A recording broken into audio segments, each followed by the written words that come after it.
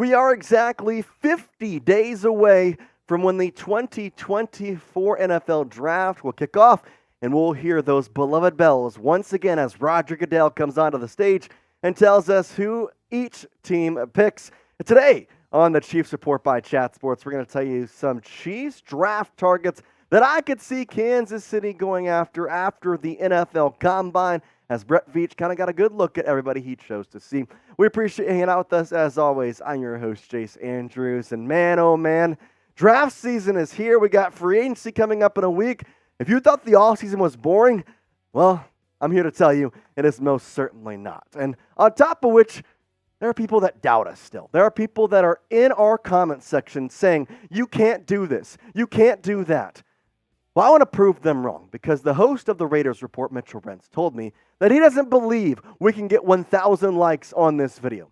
I want to prove him wrong today. And I guarantee you he's probably going to be in the chat of today's show. And he's going to be saying, I bet you can't do it. So we need to prove him wrong. Go down there, hit that like button. Let's get to a K on today's video and show that the Raiders host has got nothing on Chiefs Kingdom.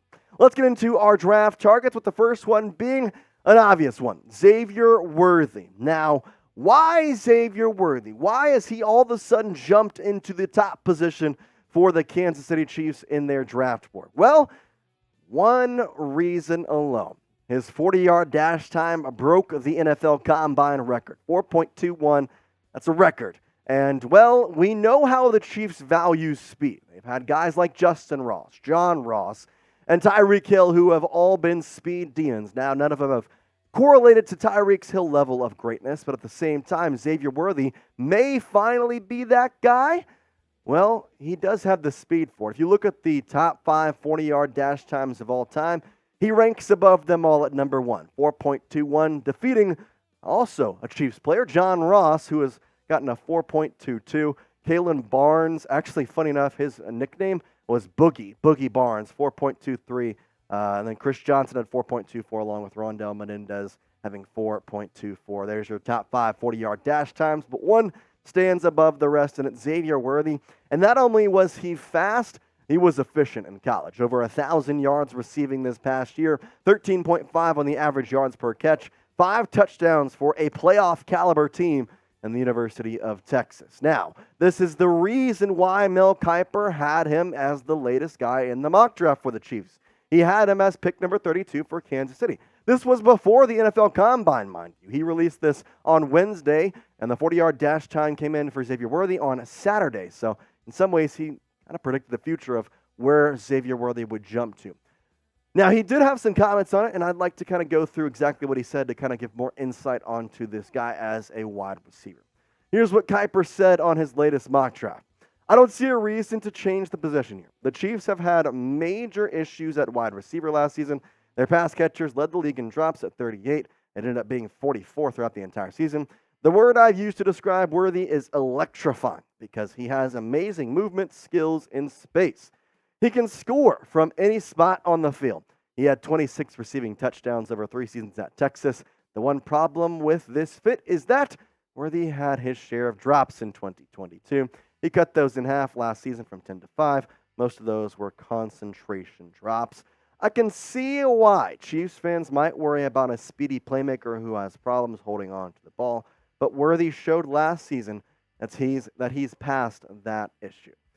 So now we ask the question, is Xavier Worthy worth a first-round pick at number 32? This is where you get to basically be a part of our show.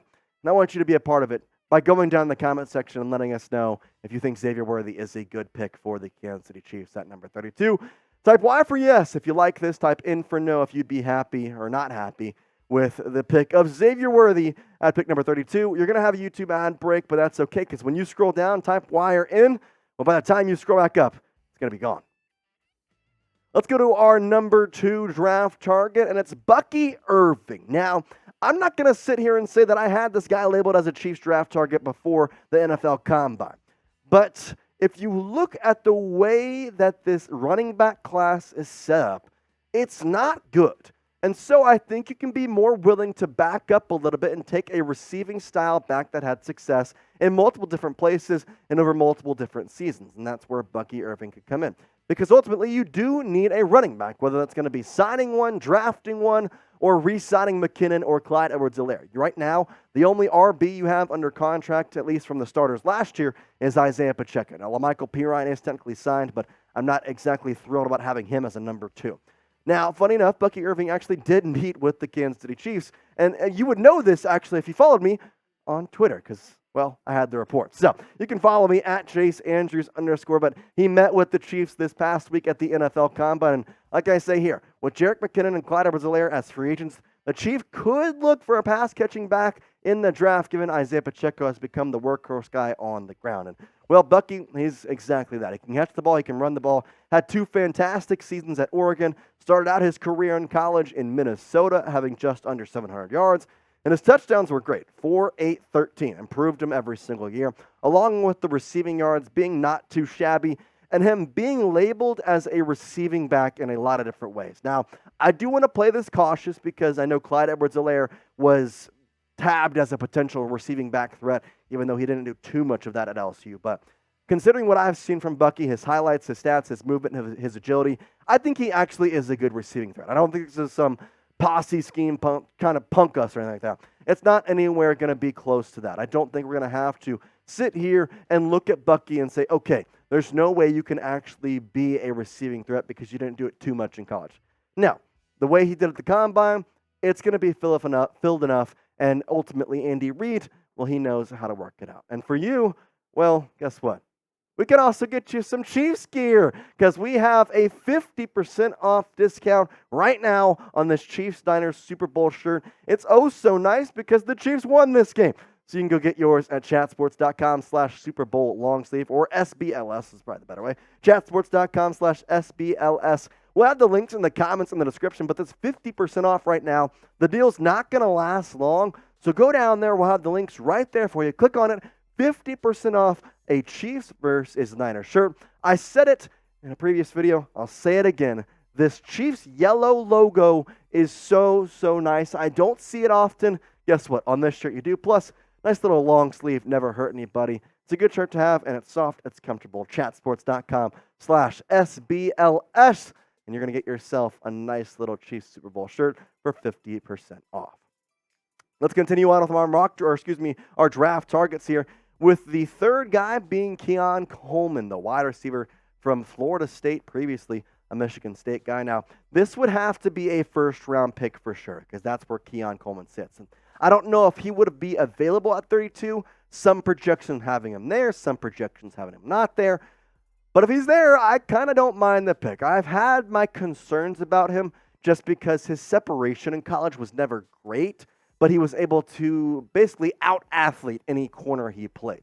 Unfortunately, I don't think you can do that in the NFL. His separation needs to be better. With that being said, I still think he is a top-tier wide receiver. He played really well over his couple seasons in Michigan State, and that also transferred over into this past year, playing with Jordan Travis and the FSU Seminoles. 658 yards, 11 touchdowns. And the touchdown number is what I like, because we saw how Rashee Rice immediately punched himself with the Chiefs and made him a touchdown threat. That's kind of what I would like to see from whoever they draft. I know that we're looking for guys who just can't drop and get yards, but I want somebody who can be a touchdown threat, because if you get to the red zone and you have a defense worrying about Keon Coleman, Rashee Rice, and Travis Kelce, oh yeah, and they also have Isaiah Pacheco out of the backfield who could run or catch it, that seems like a problem for defensive oppositions to try and scheme for. And so I think that's why Keon Coleman in some ways has risen in my draft board, because I've had my concerns, like I said, but if he can get the touchdowns just like he had in college, I think he'll be fine. I do say you got to get a wide receiver, because unless the Chiefs sign Michael Pittman Jr., who now has been franchise tagged, you're only going to be able to trade him. Well, guess what? You got to get a wide receiver. It could be Darnell Mooney. You could sign him. It doesn't matter. You got to get a wide receiver at this point. Michael Pittman's gone. You got to be able to come out of here and really kind of hit your problems on the head. That's no way to put that lightly. Got to get somebody in the wide receiver room. But I think you also should probably think about a tight end, because this tight end class is nice, and you have an aging tight end room in a lot of different facets. Now, Theo Johnson, the Penn State University tight end, had a pretty decent college career, and you can see in that photo there, he's a big dude, like a tight end. He's got muscly arms. He's able to block and do a lot of things. And again, your tight end room is continuing to age and age and age. As much as we want to sit here and say that Travis Kelce is going to be young forever, and although I think he actually could be one of the guys who could be a Tom Brady-like figure where he can play until he's 40, even though he's a tight end, I still think you have to be wary of making sure that you put yourself in a good position for the future. And that would be Theo Johnson. Once again, you would know that the Chiefs met with Theo Johnson if you followed me on Twitter, because I had the report from our boys in Indy who got it to me as, listen, he could be a really, really good depth option for the Kansas City Chiefs. And I think you could get him in round 3, round 4, potentially even round 5. I would be kind of risky if you really like him. I'd probably go round 4 or 3. But at the same time, you're looking for some tight end depth. You can get that with Theo Johnson. Obviously, I like Blake Bell, I like Noah Gray, but I'm looking for more of a younger guy and a tight end room that's a little bit older than the rest of the entirety of the Chiefs team, who's honestly very, very young. The final draft target should be no surprise. It's been the one that I've said that I've wanted pretty much since the season ended. Even then, before then, I still said I wanted him. Adonai Mitchell, the Texas wide receiver, former Georgia Bulldog. This guy was something else at both schools, both at UGA and Texas. He put up some really, really good numbers. But I know you look at the stats at Georgia and think, all right, well, that's not impressive, but his stats at Texas, well, they're pretty dang good. The one thing I want you to note, though, if I am somebody who's looking to draft a wide receiver, and I see a guy who played in 5 different playoff games in his college career and caught a touchdown in all 5 games, I want him. I think this is my favorite of the group. I have to be quite honest with you. I like Xavier Worthy. I know that he is great at getting up and down the field. His speed is great. Keon Coleman, Troy Franklin. There's a lot of good wide receivers that the Chiefs get. A.D. Mitchell is just the one that stands out to me above the rest for a lot of different reasons. I think the first one being his agility, his off-ball, being able to get away from his defender. He's very solid with his hands. He can catch everything that's thrown to him. And I think the biggest thing of all, he's proven himself at 2 different spots. And that's why I think him and Keon Coleman may have a leg above some others, because it's one thing to perform well when you have a top-tier quarterback throwing to you every single year. It's another to transfer from 2 different schools that have maybe 2 top-tier quarterbacks, but have to adjust to different styles and be right on par with them right on way. We saw that with Rashee Rice. I want that to be the same with whichever wide receiver they draft in 2024. All right, we got some more Chiefs coverage, some more Chiefs news, rumors, all right here on the Kansas City Chiefs Report. So hit that subscribe button, because you're going to get the latest news, rumors, and some fun stuff right here on the Chiefs Report. But for now, that's all we got for you. Chiefs Kingdom. You know it. Peace out.